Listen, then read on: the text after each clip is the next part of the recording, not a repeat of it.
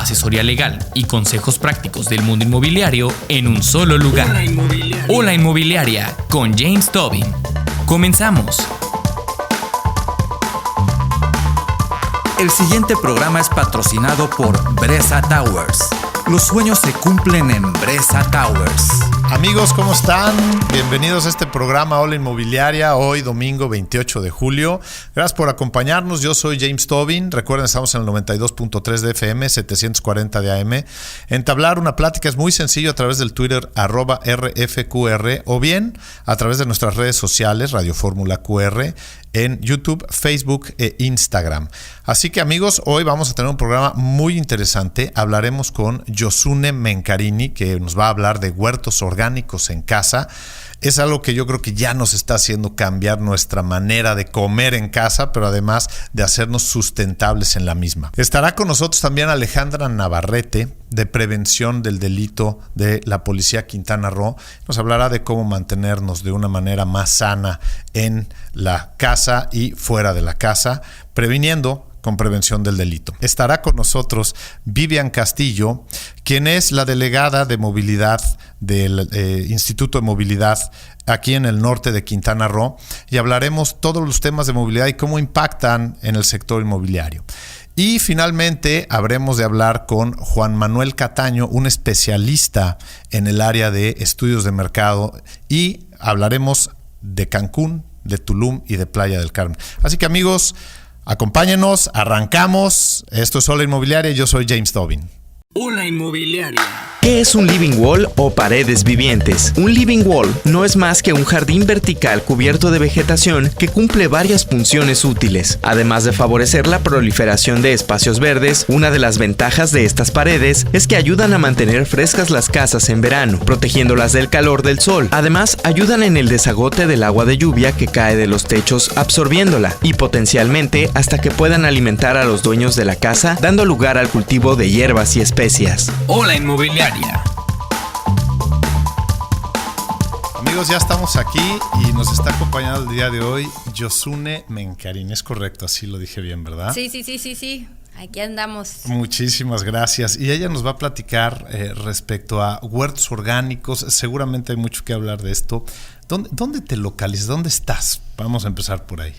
Bueno, yo estoy en todas partes. Estoy entre Cancún, Playa del Carmen y Puerto Morelos, pero radico en Puerto Morelos. Ahí estamos empezando un lugar muy lindo, con pues una proyección súper permacultural, con baños ecológicos, los senderos, los huertos, todo con la intención de construir pues la bioconstrucción, ¿no? A favor de la naturaleza. Que cada vez está tomando más auge y que sobre todo se requiere y se necesita tener conciencia. Primero por ahí se debe de empezar. Cuando tú empiezas con este concepto, ¿cómo fue que te acercas a él? ¿Qué fue lo que te llevó? Pues bueno, empecé con este sueño guajiro de querer tener mis lechugas y mis tomates, ¿no? En casa, ya sabes, eliminar un poco los químicos pues del supermercado. Y con ello pues empecé a sembrar mis acelgas. Entonces cada vez que tenía cosecha organizaba una fiesta, ¿no? Una reunión entre mis amigas para pues invitarles un poquito de ensalada, ¿no? Del huerto. Y de ahí pues me empezaron a decir, ¿qué onda? Pues ¿por qué no pues empiezas a enseñarnos y a dar cursos y así? Y pues me empecé a meter más en tomar diplomados, ¿no? Acerca de la permacultura y de la agricultura orgánica. Y pues ahora es un sistema de vida, ¿no? Y esto es lo que invita a la permacultura, ¿no? A cambiar tu sistema de vida, siendo un sistema de vida mucho más comprometido con la naturaleza, ¿no? Que todo lo que hagamos hoy pues sea positivo para hoy y para el futuro. Y cuando arrancaste con ¿hace cuántos años empezaste? Pues como 10 años. 10 años, ¿no? Ajá. Pues ya eres toda una experta entonces en esto, ¿no? Y sí. Ya tienes tus lechuguitas y tus tomatitos también. Sí, pues tengo las lechugas, tengo muchas hierbas de olor, también tengo una línea que se llama Herbolaria Holística, donde hago jabones, ¿no? Shampoos sólidos libres de empaque de plásticos, hago cremas para pues cuidar la piel, para dolores. En realidad hago como un pequeño botiquín natural y pues con las plantas del huerto y algunas otras que consigo que no se dan aquí, que las tengo que traer de otras partes. Oye, y a ver, ¿Cómo la gente ves que lo está tomando? Es decir, cada vez existe más interés por esto, ¿no es así? Sí, desde el lado de la agricultura orgánica, pues empieza a tener también un auge, porque ya es parte de una necesidad. Me han llegado personas a los talleres, pues que ya tienen cáncer, ¿no? Claro. Entonces, que ya es una necesidad de buscar este tipo de alimentación, que me da cosita, ¿no? Que sea a partir de esa necesidad y no por gusto de querer cuidar la salud desde antes. Claro. Como prevención. También muchos de mis estudiantes son mamás con hijos, ¿no?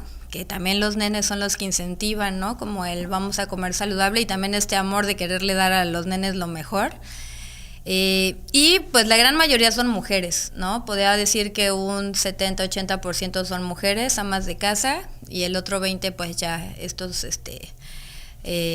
papás que quieren, ¿no? También. Caballeros dispersos. Sí, no, incluso me han tocado así papás que dicen, bueno, esto yo lo considero como una actividad en la familia, ¿no? Para en vez de ir a la plaza o estar buscando qué hacer el día de descanso, sino empezar a producir nuestros propios alimentos. Y dime una cosa, ¿qué necesitas? Lo que aquí quisiéramos hablar un poquito es de que pudieras hacer esto desde casa, que lo pudieras tener ya sea en un espacio pequeño, reducido. ¿Qué se requiere? ¿Qué sería lo que se necesitaría? Porque supongo que esto es para todos los espacios, pero se necesita de cierto conocimiento, ¿no? Sí, pues bueno, primero tener toda la disposición, ¿no? De trabajar con las plantas, ¿no? Que aquí nos lleva a tener muchos valores, ¿no? La perseverancia, ¿no? También trabajas la frustración cuando has hecho todo lo que tengas que hacer para tener tu huerto y que pues llegaron las hormigas y se comieron tus lechuguitas, o llegaron los cuatís o los tlacuaches, ¿no? El trabajo en equipo, el valor de los recursos naturales, ¿no? Darte cuenta que pudiste haber hecho tu huerto, pero si no regaste durante una semana, pues ya todo lo que habías construido, pues ya se seca y se muere. Entonces, lo primero que tienes que tener es como una disposición a pasar todos estos retos, ¿no? Estos challenge, ¿no? Que te da la propia naturaleza. Puedes hacerlo desde macetas, ¿no? Puedes hacer jardineras de cemento súper lindas, puedes reciclar las llantas, ¿no? Que eso es como una linda alternativa porque es un problema nacional o mundial, ¿no? El proceso de las llantas. Y tener tierra, composta. La composta es básica. Si tú no haces la composta, pues la tienes que pagar, ¿no? O sea, las plantas comen todos los días, así como nosotros. Entonces, ese es el pequeño punto que a todos les falla, que no le dan nunca de comer a las plantas. Entonces, ¿cómo queremos que produzcan pues las hojas o el tomate o el pepino si no tienen de dónde tomar estos nutrientes? Entonces, tenemos que hacer una combinación de composta, tierra y hojas. Y con eso le podemos agregar un poquito de minerales, que podría ser, en este caso, en esta zona, podrían ser las cenizas de un temazcal, ¿no? Bien bendecidas, o las cenizas de un asado, ¿no? Eso yo tengo muchos en la casa. Y hacer una mezcla de estas combinaciones y ya para poder tener nuestro huerto. Con eso llenaríamos nuestras jardineras y para poder empezar a sembrar. Entonces, en realidad es muy fácil.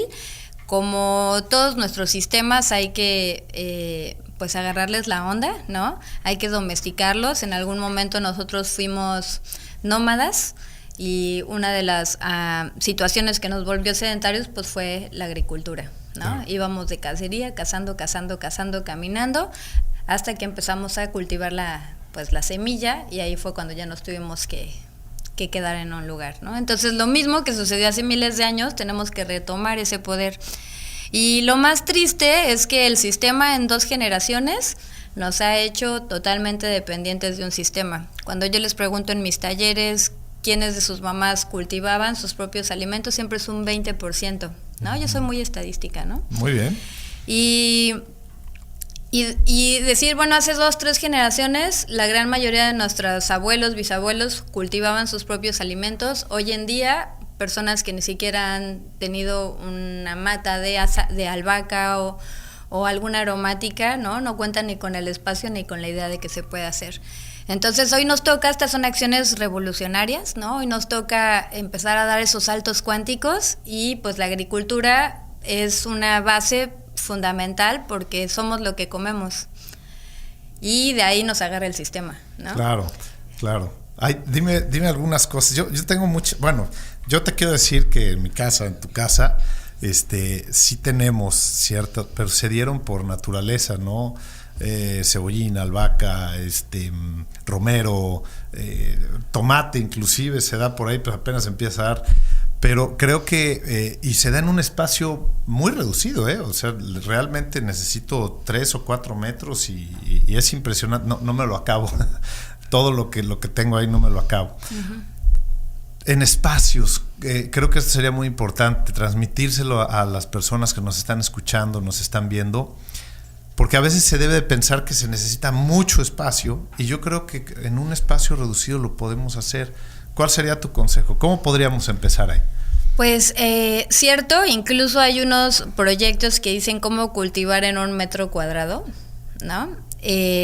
Y aquí, bueno, el ingenio ya es cómo acomodar las plantas, así como en los seres humanos, también las plantas hay unas que se llevan muy bien con otras, hay otras que no se llevan. También. Ajá, dicen, hay un chistecillo ahí herbolárico que dicen que hubo una pelea entre plantas aromáticas y ganó la ruda, ¿no? Entonces hay que saber cómo acomodarlas porque hay una perfecta simbiosis entre una planta y otra. Por ejemplo, al tomate le gusta mucho que la siembren con la hierbabuena, okay, ¿no? Entonces hacen y además de que la hierbabuena ayuda a repeler a los insectos que no queremos dentro de nuestro huerto.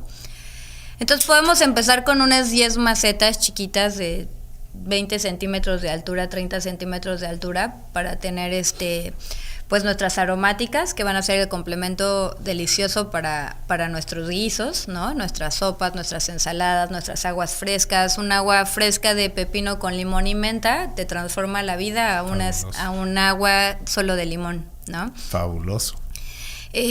Como dices, en 1 metro, 2 metros podemos tener pues desde unas 8 lechugas, ¿no? Uh-huh. Diferentes tipos de lechuga, como el kale o kale, ¿no? Uh-huh. Que se le conoce, la arúgula, unas espinacas, acelgas y unos 3 tipos de lechuga, ¿no? Oye, ¿y crees que me puedas acompañar en otro programa? Porque vamos a tener que irnos ahora, pero me interesa muchísimo que sigas platicando de esto. Porque realmente necesitamos entender y conocer lo que se tiene que hacer. Esto de la simbiosis que tienen las plantas es interesantísimo. ¿Sí nos puedes acompañar? Claro que sí. Una inmobiliaria. Amigos, aquí estamos ya en Radio Fórmula QR. Recuerden, 92.3 de FM, 740 de AM. Recuerden que también podremos entablar en el Twitter una conversación en @RFQR o en nuestras redes sociales Instagram, Facebook, YouTube, Radio Fórmula QR. Y recordarán que la semana pasada estuvimos con Alejandra Navarrete, que es Prevención del Delito, Policía Quintana Roo. Se extiende esto, es muy amplio, es además muy importante conocerlo, así que la volvimos a invitar al programa. Muchísimas gracias por estar con nosotros otra vez, Alejandra. Al contrario. Y pues bien, la semana pasada nos quedamos en el segundo de los 4 ejes que hablan de prevención. El primero de ellos es... El primero son los comités Vive Seguro Quintana Roo. Vive Seguro Quintana Roo. Y el segundo que nos quedamos es Escuela Segura.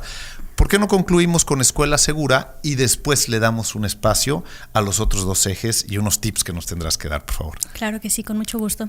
Bueno, dentro de Escuela Segura, en el tema que nos quedamos es las capacitaciones que se dan a los pequeños, jóvenes, adultos, universidades también, de todo el sector de edades educativo, ¿no? Entonces, en esta cuestión damos lo que es violencia en el noviazgo, las cruzadas contra la mordida también se les da a conocer, lo que es violencia de género, diferentes temas que vamos abordando. Dentro de este programa de Escuela Segura también involucramos a los padres de familia. ¿En qué cuestión? En tema de educación vial, ¿no? Si bien es cierto, cuando vamos a dejar a los pequeños a las escuelas se hace el tráfico, entonces a los padres de familia se les educa, se les refiere que obviamente pues muy pocos saben el reglamento de tránsito. Yo les pregunto, ¿quién se sabe el reglamento de tránsito? Y son muy pocos los que realmente lo conocen. Entonces, esta interacción entre ciudadanía y los pequeños nuevamente, y hasta los profesores entran a este tipo de capacitaciones. Dentro de Escuela Segura está educación vial y lo que es la canina. La canina, si bien es cierto, son nuestros mejores amigos, ¿no? Ellos nos apoyan a realizar las actividades de Mi Amigo Policía, en el cual se les explica a los pequeños cuáles son las actividades de los binomios caninos, que nos ayudan a lo que son detectar factores de riesgo como es estupefacientes, bombas, armas, personas, de todo un poco. Entonces se les explica cuáles son las dinámicas de los caninos. Pasando al siguiente programa, claro. Es Patrulla Juvenil. Se hizo apenas, lo que es la presentación del programa Patrulla Juvenil, en el cual consta ya de 1,135 cadetes. Es realmente un número muy satisfactorio. Gracias. En el cual jalamos a los pequeños que tienen quizá la energía mal canalizada. ¿Cómo?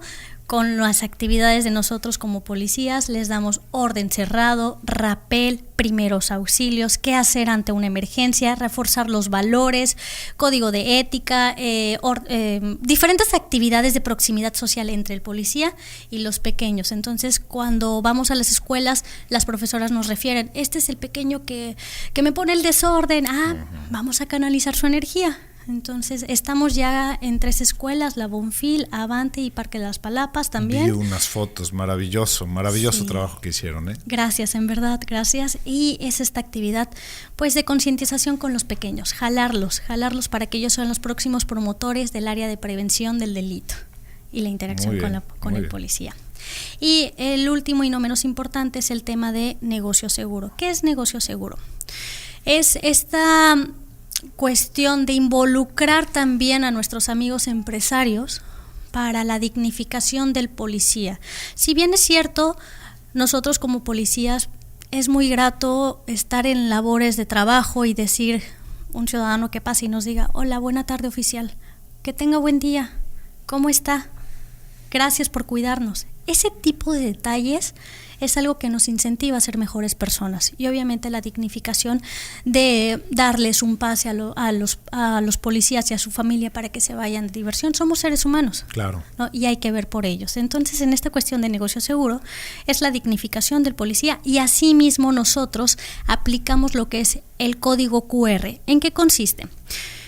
En un código que se pega en el establecimiento y el policía pasa con su celular y verifica, ¿no? Que realmente haya pasado a esa empresa. ¿Qué logramos con esto? La percepción ciudadana que ese negocio está siendo vigilado constantemente. Entonces, claro, y código, perdón que te interrumpa, este código se alimenta en una base que seguramente les puede decir si pasó y a qué hora pasó el oficial, ¿no? Es correcto. Así logramos verificar, ¿no? Y logramos captar a la ciudadanía o la percepción de que está totalmente vigilado, está siendo vigilado. Son diferentes horarios también, y logramos bajar o reducir la incidencia delictiva.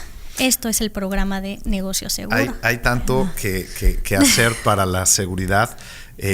Yo tengo una perspectiva muy clara de que todo empieza por la prevención en casa, prevención en los negocios, prevención en la escuela, prevención todo debería de ser más encaminado a la prevención. Sin embargo, yo siempre lo he dicho en la casa con mi familia, lo comento mucho.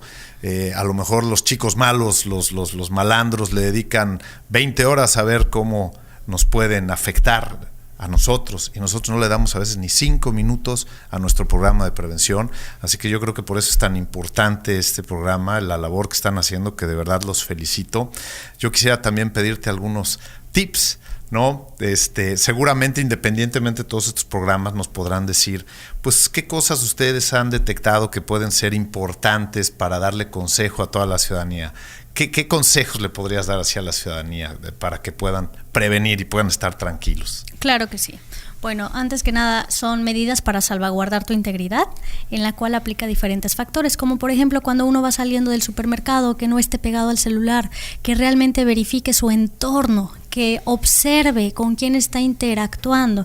Ese es uno de tantos, como por ejemplo el uso adecuado también del 911. De favor, hagan conciencia, no lo utilicen para bromas, para chistes, por favor. Hay gente que realmente tiene una emergencia y esos distractores nos quitan tiempo. Y además entiendo que en el 911 todas las llamadas tienen que ser atendidas. Es correcto. Así sean o no sean reales, tienen que ser atendidas. Esto es un factor muy relevante porque nosotros nos tenemos que proteger y no tenemos que tomar la seguridad como una broma y la prevención tampoco. ¿Qué otros tips nos puedes dar? Danos unos tips más, por favor. Claro que sí. El cero tolerancia a la violencia contra las mujeres. Totalmente. También, si bien es cierto, pues Cancún es trabajo, entonces cuando llega a la casa el padre de familia, pues llega con cierta energía pues mal canalizada, entonces hacer conciencia, en el cual yo los invito a los talleres de proximidad social que se imparten todos los sábados, en el cual hacemos pláticas, interactuamos, canalizamos toda esa energía que traen. ¿Para qué? Para que disminuyan ciertas. Y esto empieza desde las bromas, o sea, las bromas no van, los chistes, las vejaciones, nada de esto va a favor de contribuir a una mejor ciudadanía, y yo no puedo estar más de acuerdo contigo. Aquí tenemos alerta de género, tenemos que tomarla muy en serio y tenemos que empezar en casa cada uno de nosotros, reconsiderando las relaciones que tenemos y cómo educamos, porque a veces educamos para que se den estas situaciones, y qué bueno que lo están haciendo y qué bueno que lo estás comentando ahorita al aire. Algunos tips más en cuanto a la manera en que nos debemos conducir dentro de la casa, por ejemplo, o dentro del negocio. Claro, es un trabajo en conjunto. Yo los invito y pueden observar todos los preventips que tenemos en las redes sociales, sin problema, en el cual también les indicamos cuáles son pues las mejores medidas para salvaguardar tu integridad, como por ejemplo el si te pasas, te pasa, ¿no? Es donde un vehículo se pasa el semáforo y son videos reales en donde el vehículo se pasa y el otro llega a impactarlo, ¿no? Son videos reales del estado de Quintana Roo. Si te pasas, te pasa. Corre peligro, es un riesgo, entonces tomar conciencia, no utilizar el teléfono, no pasarse los altos, y pues el uso adecuado también del 089, que es la denuncia anónima. No tengan miedo, denuncien, por favor. Es el primer paso para que esto pueda cambiar. Y la colaboración de toda la ciudadanía es un trabajo multidisciplinario. Todos queremos el cambio, pero también hay que involucrarnos. Y dos cositas más que te pediría. Nos hablas de estas redes sociales. ¿Cuáles son los medios por los cuales podemos conocer estos tips? ¿Y cuáles son los medios con los cuales nos podemos comunicar, o toda la ciudadanía se puede comunicar con ustedes para vivir más seguro? Claro, con gusto. Está el Twitter del licenciado Jesús Alberto Capella, están las páginas de Secretaría de Seguridad Pública del Estado de Quintana Roo, en el cual ahí sin problema nos pueden escribir vía Messenger, en la publicación del Facebook, en donde queremos que se impartan estos comités, a donde quieran que vayamos, vamos a las empresas, vamos a los negocios, vamos a donde ustedes nos digan, estamos 100% abiertos con estas dinámicas. El Twitter es @K de kilo, P de Pedro, YA, ¿no? Ese es el Twitter de Alberto Capella. Es correcto. Y las redes sociales son Secretaría de Seguridad Pública, Policía Quintana Roo. Secretaría de Seguridad Pública, Policía Quintana Roo. Pues amigos, tuvimos, gracias a Dios, la presencia en 2 programas de la licenciada Alejandra Navarrete. Muchísimas gracias, de verdad, por darnos estos tips. Muchísimas gracias por trabajar para la prevención hacia nosotros y por ayudarnos a que sea más seguro este estado. Nuestra casa, nuestra oficina merecen eso, pero sobre todo nuestra ciudadanía. Muchas gracias otra vez, y pues seguramente seguiremos hablando en el futuro. Claro que sí. Te agradezco mucho. Amigos, vámonos a una cápsula, por favor. Una inmobiliaria. El término de ciudad inteligente, Smart City, se apodera de las grandes ciudades del mundo para mejorar sustancialmente la calidad de vida de los ciudadanos a través del uso de las tecnologías. Existen muchas iniciativas de desarrollo inteligente alrededor del mundo. Ciudades como Ámsterdam, El Cairo, Dubái, Málaga, Singapur, París y Londres, entre otras, se han destacado por sus proyectos ecológicos, turísticos o de infraestructura para desarrollarse dicho entorno inteligente y convertirse en una Smart City. Hola Inmobiliaria. Amigos, estamos aquí de regreso en el 92.3 de FM, 740 de AM. Siempre será bienvenida una conversación si gustan hacer alguna pregunta por el Twitter @RFQR o en nuestras redes sociales en YouTube, Instagram, Facebook en Radio Fórmula QR. Y bien, aquí estamos nada más y nada menos que con Vivian Castillo. Ella es la delegada del IMOVECRO, el Instituto de Movilidad del Estado de Quintana Roo en Delegación Zona Norte, que es Cancún e Isla Mujeres. Muy bien, pues muchísimas gracias. Vamos a hablar de un tema de movilidad muy importante, sobre todo en esta ciudad que cada vez está creciendo más. Hay que empezar a ver cómo vamos y cuáles son las ideas que se tienen de parte de movilidad. Muchas gracias por acompañarnos, Vivian. Muchísimas gracias por la invitación, James. Yo encantada de poder hablar un poquito de lo que estamos haciendo en el Instituto de Movilidad en Benito Juárez e Isla Mujeres. Pues muchas gracias. Bueno, vamos a empezar la conversación. ¿Por qué no nos platicas un poquito primero qué es IMOVECRO? Y después nos vamos a la parte de cuáles son los proyectos, qué es lo que hacen básicamente, y nos das un poco del detalle. Adelante, por favor. Bueno, pues el Instituto de Movilidad es un instituto de reciente creación que viene a sustituir a la antigua Dirección de Transporte, que estaba dentro de lo que conocíamos como Cintra, que es la Secretaría de Infraestructura. Se elimina esta dirección, se crea lo que es la Secretaría de Obras Públicas y se crea de manera independiente el Instituto de Movilidad, cuyo dentro de uno de sus grandes objetivos es garantizar el derecho humano a la movilidad, lo cual implica, todo lo que son proyectos sustentables, donde se considere al peatón como la prioridad en la pirámide de la movilidad, proyectos de movilidad incluyentes, todo lo que está relacionado con la coordinación con los ayuntamientos para lograr proyectos que generen mayor movilidad con menos vehículos, ¿no? Desmotorizar las ciudades y en particular, y por instrucciones precisas del señor gobernador, atender también el tema de la seguridad a través del transporte público. Claro, por supuesto. Que vamos a empezar hablando de cómo estaban antes la pirámide realmente de la movilidad.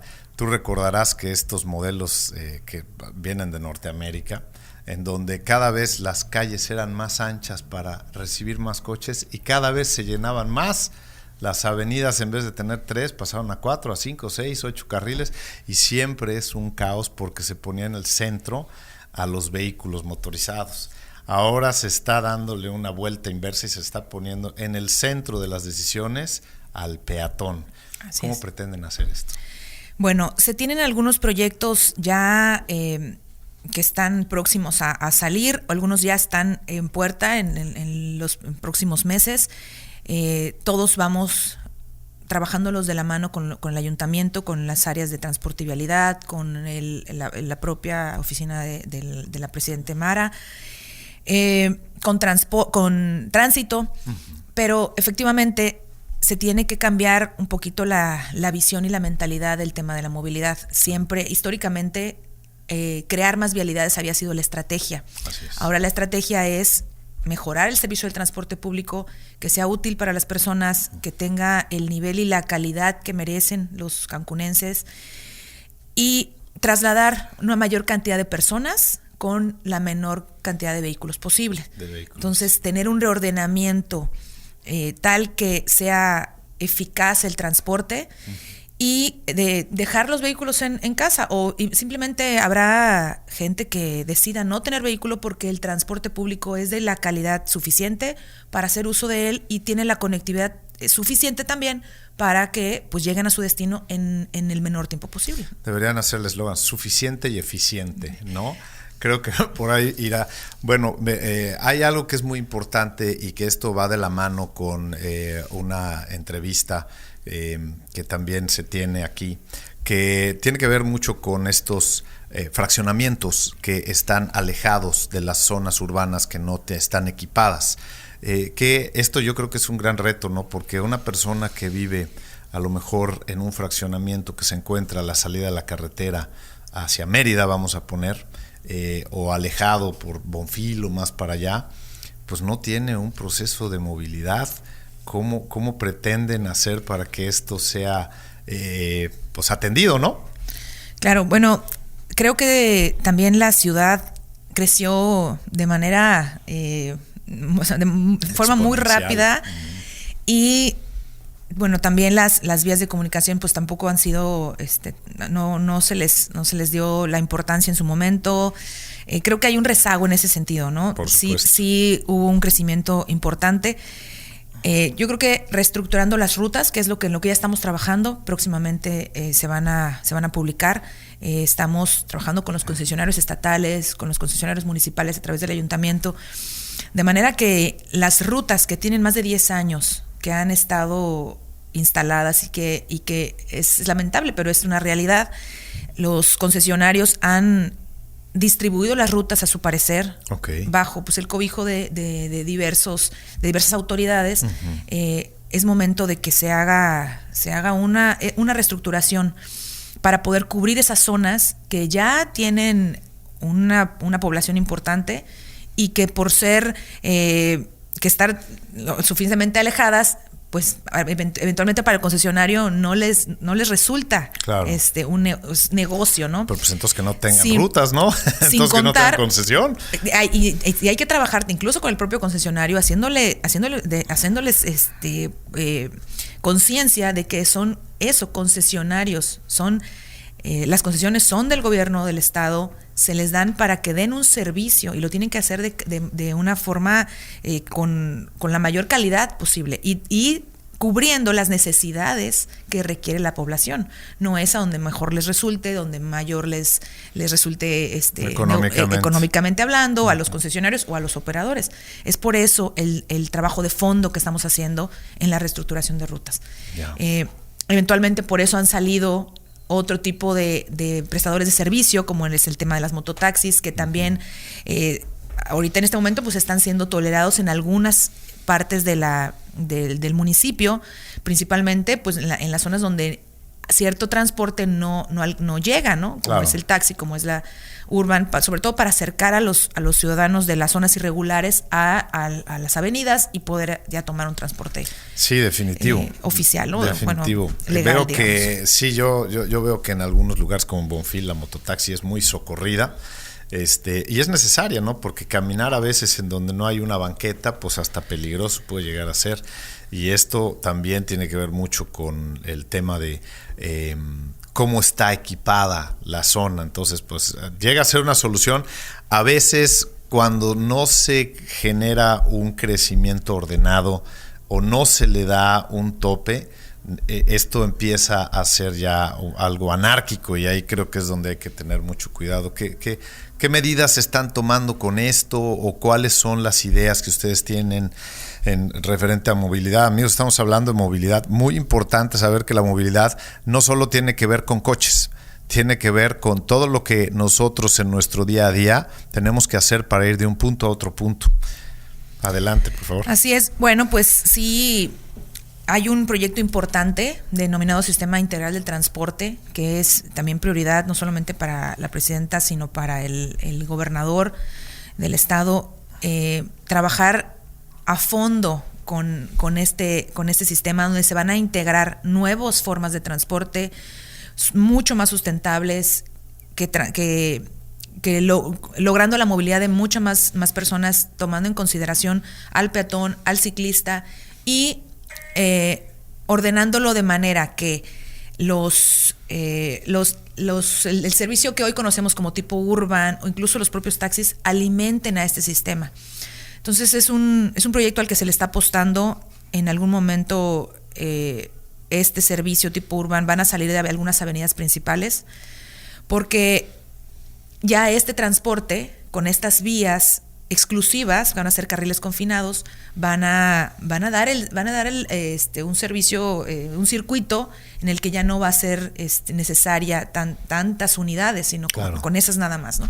Entonces, este es uno de los principales. Hay algunos otros proyectos que sí me gustaría comentarlos, pero todavía se están cocinando. Top secret. Sí, todavía, en el que vamos a lograr una movilización en zona hotelera importante, de mucho mayor calidad, incluso con algunos pensando mucho en el tema turístico. Entonces hay muchas cosas que sí todavía podemos hacer, y yo creo que Quintana Roo merece el mejor servicio del transporte público y en la medida que los ciudadanos lo continúen exigiéndolo, lo vamos a ir logrando. Porque tenemos una ley nueva, perfectible, pero sí creo que está considerando lo básico de la movilidad, y el instituto, bueno, está precisamente para crear cultura de movilidad y sancionar si es necesario, ¿no? Sí, yo creo que hay mucho más de qué hablar respecto de la movilidad, particularmente porque dentro de este tema tiene que ver mucho también con la parte de la seguridad, que es algo que está bastante sonado. Entonces, hoy lo que vamos a hacer es, por el día de hoy vamos a concluir con esta entrevista. Vivian, me vas a tener que acompañar en una segunda entrevista, porque hay que hablar mucho también del tema de seguridad en el transporte. Si me lo permites, te invito para que nos acompañes la próxima semana y podamos seguir platicando esto. ¿Te parece bien? Me encanta la idea. Tenemos ya un diagnóstico en temas de seguridad en el transporte público. Está enfocado a la violencia que sufren las mujeres a bordo del transporte público. Es importante, me encantaría poderlo compartir con ustedes y los trabajos que estamos ya realizando a nivel estatal para aterrizarlo en los municipios y poder garantizar para las mujeres y para todos los usuarios del transporte mucho mayor seguridad, porque el transporte público no deja de ser vía pública y estamos trabajando en antes, durante y después de los trayectos. Pues seguramente lo vamos a hacer. Muchísimas gracias. Vámonos a corte. Hola Inmobiliaria. Los hutongs son callejones del casco antiguo de Pekín, China, y otras ciudades de ese país, donde todavía perduran casas comunales con un patio central y baños comunitarios. Muchos de estos callejones fueron construidos durante las dinastías Yuan, Ming y Qing. Hola Inmobiliaria. Amigos, ya estamos aquí de regreso en el 92.3 de FM, 740 de AM, y siempre los estoy invitando a que hagan una conversación por medio del Twitter @RFQR, o bien por nuestras redes sociales, Radio Fórmula QR, en YouTube, Instagram o Facebook. Y está con nosotros el día de hoy Juan Manuel Cataño, que es un especialista en estudios de mercado. Y miren, la importancia del estudio de mercado reviste en que es la que nos da luz, la que nos da realmente la manera de entender cómo se están dando las cosas en el mercado. Así que bienvenido este domingo. Muchísimas gracias, Juan Manuel. Te agradezco que hayas venido. No, James, yo te agradezco. Gracias el espacio, gracias por la invitación y por invitarme a platicar de este tema que de verdad es bien interesante. Bueno, a mí me apasiona, llevo 25 años haciéndolo. Pero como tú bien lo dices, de repente es la base para el éxito o fracaso de algún proyecto, porque no nada más es negocio. Yo así lo veo, y es muy dado a que nosotros tengamos a veces la idea de que tenemos conocimiento del mercado, y puede ser que esta idea nos pueda distorsionar todo y nos lleva muchas veces al fracaso. Por eso yo siempre recomiendo que se haga un estudio de mercado. Siempre recomiendo que se haga un estudio de mercado cuando se va a hacer un desarrollo, cuando se va a abrir un restaurante, cuando se tiene... hay infinidad de cosas que hacer, ¿no? Cuando se va a lanzar un producto, cuando quieres abrir un pequeño o grande negocio, porque... y parte de lo que tú estás diciendo es que de repente hay negocios familiares que todo el tiempo crecieron y dicen, ¿sabes qué? Ya sabemos cómo se maneja este negocio. Pero lo que no se dan cuenta es que el mercado va cambiando, que la gente va cambiando, el consumidor va cambiando. Ya no es la misma etapa que teníamos hace 15 años. Ahora el consumidor tiene el control y él decide. Entonces tenemos que aprender a leer al consumidor y entender qué quiere. Y muchas veces esa experiencia que dicen, yo tengo la experiencia de toda la vida, pues de repente ya no aplica. Claro. Entonces al conocer el mercado es cuando empiezas a realmente saber hacia dónde dirigir los esfuerzos del negocio, llámese inmobiliario, llámese del que sea, ¿no? Y como te decía, de repente la gente cree, es que solo las empresas grandes son las que pueden hacer estudios de mercado. Claro que no, desde un micro y pequeño empresario. ¿Quieres poner una tiendita? Vamos a hacerlo. Yo creo que es más importante para los emprendedores, porque normalmente son los que menos información y menos conocimiento tienen, pero además no hay experiencia, que es un problema. Y no quiere decir que con esto siempre vaya a suceder un fracaso, pero pues se mitiga mucho el problema cuando se tiene la información. Mira, por lo menos reduces el riesgo en muy buena medida. Y muy buena medida te puedo decir arriba del 70%. Sí, ¿no? Sí, estoy seguro de eso. Y bueno, vamos a hablar ahorita un poquito de el mercado inmobiliario. Ajá. Yo sé que tú estás muy acercado a este tema. Platícanos por dónde se empieza a hacer un estudio de mercado aquí. ¿Cuáles son los conceptos que tenemos que conocer del mercado para poder tener la información pues básicamente completa, ¿no? Es que fíjate que el mercado inmobiliario, que bueno, afortunadamente nos hemos especializado en estudios inmobiliarios, es muy complejo y tiene muchísimas variables que tienes que considerar. De repente tienes un predio y dices, ¿qué puedo hacer acá? O quiero construir un desarrollo vertical, que es de departamentos, o un desarrollo horizontal, o uno de usos mixtos, vivienda, comercio, etcétera. Los conceptos que tienes que considerar, primero que nada, es la ubicación. ¿En dónde está el predio?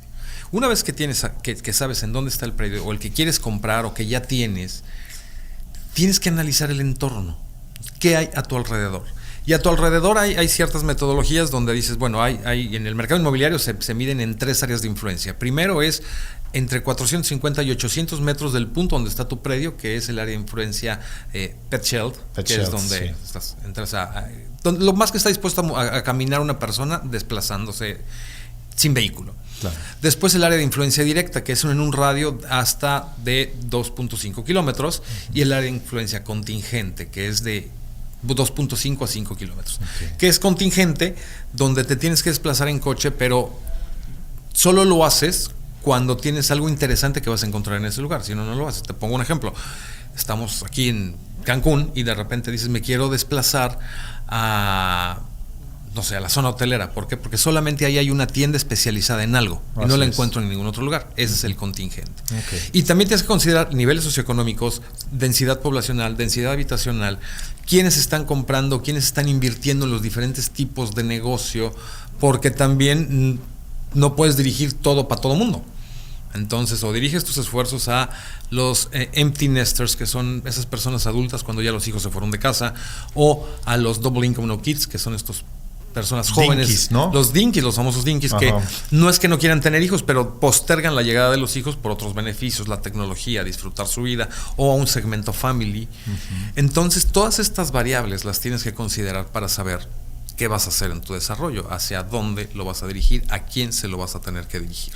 ¿No? Entonces, son conceptos que de repente la gente no lo ve. Y también son conceptos que creo que tienen que quedar muy claros. Por ejemplo, esto que hablabas de los empty nesters, los dinkies y demás, cada uno se enfoca a tener un apartado diferente inmobiliario, ¿no? Normalmente yo creo que un empty nester, que es el que pues se dice nido vacío, ¿no? Sería, por supuesto, en español, es aquella persona pues que estará buscando seguramente un departamento de una recámara, ¿no? O 2 recámaras, eso no lo sabemos. No lo sabemos, pero lo que me dice un poquito la experiencia y la investigación del mercado es que, por ejemplo, los empty nesters, ¿qué pasa? El lugar donde viven ya les quedó grande, los hijos ya se fueron. Entonces buscan espacios un poco más pequeños, entre 1 y 2 recámaras. Generalmente son 2 y algunos se van por 3, ¿sabes por qué? Porque piensan que regresan. Porque los vienen hijos. Los nietos. Ya. Y los papás se van y me van a dejar los nietos de fin de semana. Entonces necesito tener un espacio para que mis nietos tengan su recámara o tengan su espacio. Ya. Todo va en función de las necesidades de cada segmento, porque también impactan los niveles socioeconómicos. Sí. No es la misma necesidad que tiene un empty nester de nivel socioeconómico medio bajo, a uno de nivel muy alto. Y la competencia también tiene muchísimo que ver aquí, ¿no? Es que ha habido un crecimiento del mercado inmobiliario en todo México. Te puedo decir que la Ciudad de México es de las más importantes. El segundo lugar en crecimiento inmobiliario fue Querétaro. En tercer lugar ahorita es Mérida. Y la Riviera Maya no se queda atrás.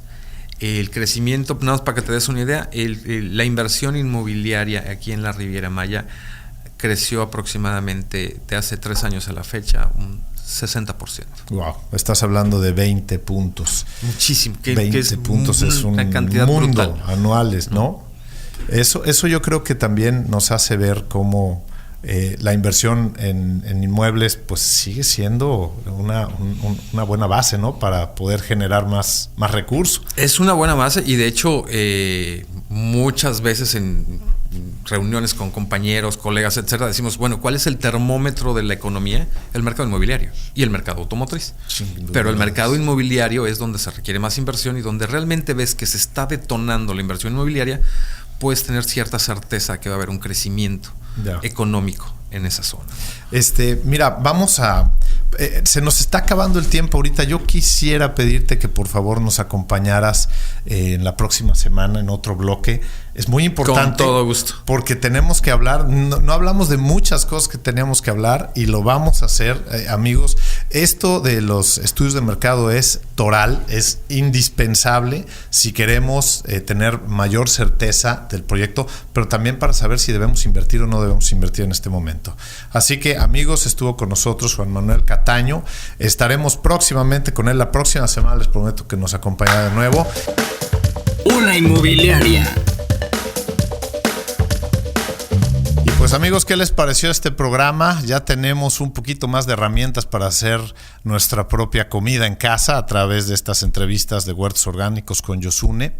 También ya tenemos un poquito más de información respecto de la prevención del delito, importante fuera y dentro de la casa para mantenernos a salvo siempre. En el tema de movilidad, pues también vamos a estar más conscientes de que hoy se está centrando en las personas la movilidad en Benito Juárez y no nada más en los autos.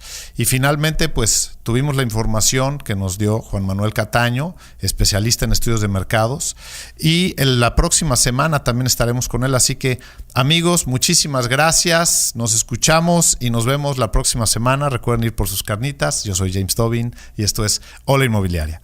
Este programa fue patrocinado por Bresa Towers. Los sueños se cumplen en Bresa Towers. Hola Inmobiliaria.